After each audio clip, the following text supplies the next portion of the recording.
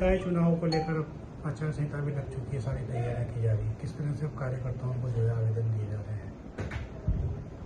पूरे राजस्थान में ऑनलाइन कांग्रेस ने आवेदन मांगे हैं और कल प्रदेश की बैठक में जिस प्रकार से तथ्य सामने आए हैं,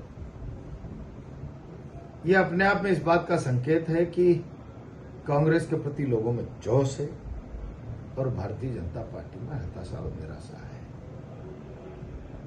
एक एक वार्ड में चुनाव लड़ने के लिए 5-5 आवेदन आना,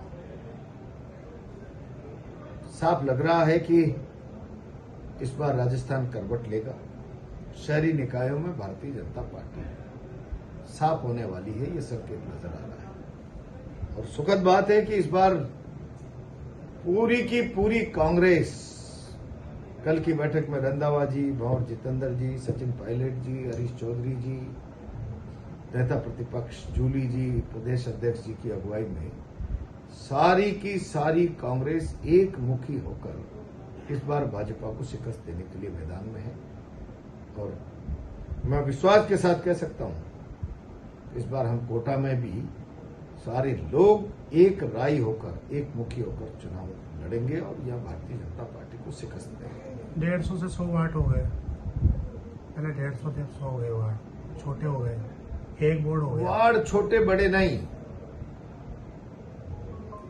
भारतीय जनता पार्टी चुनाव में जनता का सामना करने की स्थिति में ही नहीं है और इसलिए पिछले दरवाजों से किस तरीके से संस्थाओं को हथियाया जाए, कब्जा किया जाए, उस स्ट्रेटेजी से वार्ड बनाए।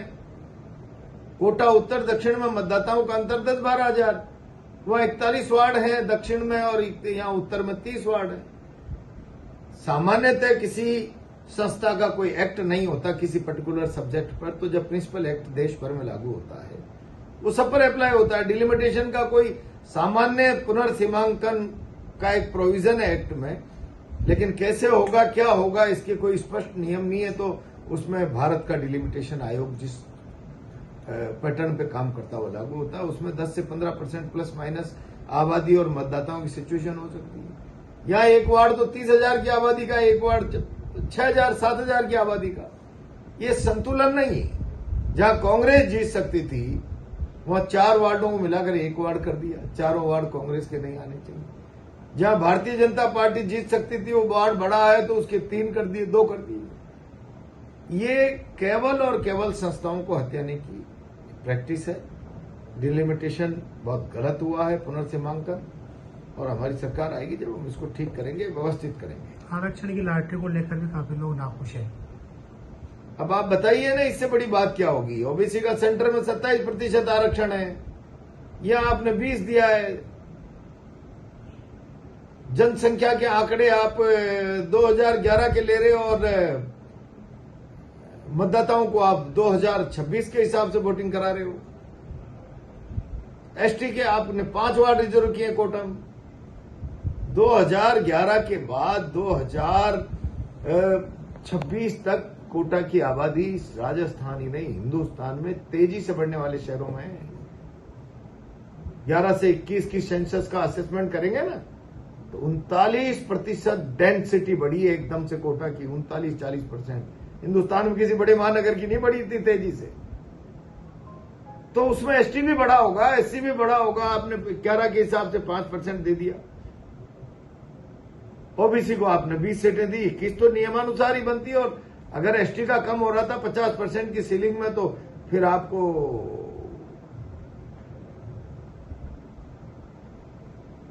25-26 सीट रिजर्व करनी थी ओबीसी के लिए, लेकिन आपकी मनसा ही ठीक नहीं है। भाजपा का आरोप है गुटबाजी ज्यादा है कांग्रेस में। कोई गुटबाजी नहीं, भाजपा में कम गुटबाजी है क्या? मैं तो पुराना भाजपाई हूं। रोज पानी पी पी के लोग अंदर से गालियां बकते हैं और मुझसे ही कहते हैं साहब आप ही ढेर कर पाओगे हमारे ऊपर जो जुल्म और ये जो आतंक का सा साया बन गया है भाजपा में। मुझे तो रोज ही बात करते हैं, 10 भाजपाई रोज बात करते हैं। उनका कहना है कि गुमानपुर में कांग्रेस शामिल होने के बाद ही नयापुरा में आवेदन लिए जा रहे हैं। नहीं, नयापुरा में कोई आवेदन नहीं ले रहे। मैंने कहा मेरे यहां भी दे सकते हैं ताकि मुझे भी ध्यान रहे कौन कौन लड़ने वाले हैं। यहाँ कोई पैसा थोड़ी जमा हो रहा है, शुल्क ऑनलाइन प्रदेश का हो रहा है, वहां पर रजिस्ट्रेशन हो रहा है मैंने तो कहा कि मुझे एक प्रदेश में आवेदन करके उसकी सूची मुझे दे दें, ताकि मुझे ध्यान तो रहे ना कौन कौन व्यक्ति चुनाव लड़ने वाला है, उसकी प्लस माइनस विचार करके और उस पर उसकी पैरवी कर सके। इतना ही होगा, जीतने वाले की, अच्छे कार्यकर्ता की पैरवी करेंगे। पालिका में जो आरक्षण हुआ है उसको लेकर कुछ कहेंगे? नगर पालिकाओं में जो नगर पालिकाओं में सब घालम पहले सरकार ने अपनी मनसा अनुकूल रिजर्वेशन किया है और पूरे प्रदेश में इसको लेकर असंतोष है। पहली बार शहरी निकायों में भारतीय जनता पार्टी को मुंह की खानी पड़ेगी, मान के चलो, और कांग्रेस इसके लिए तैयार है। रामगंज मंडी में जो आरक्षण हुआ है उसको लेकर?